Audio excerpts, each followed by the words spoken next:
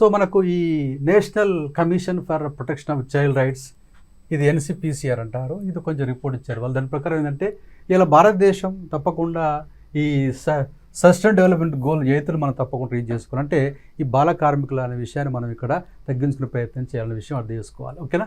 So world day against child labour ఇది June 12గా మనం ఇలా చూస్తూ ఉన్నాము. కాబట్టి చైల్డ్ లేబర్ లేకుండా చూసుకునే ప్రయత్నం చేయాలనే విషయం అర్థం చేసుకోవాలి.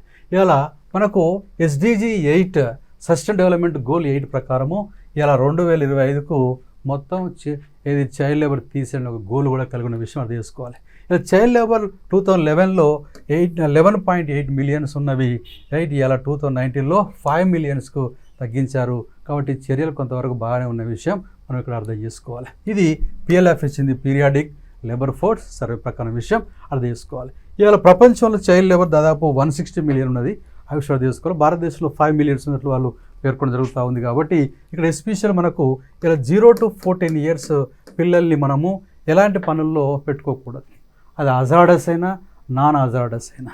అదే మనకు 14 to 18లో నాన్ హజార్డస్లో ప్రమాదం లేని వృత్తుల్లో పని చేయించవచ్చు.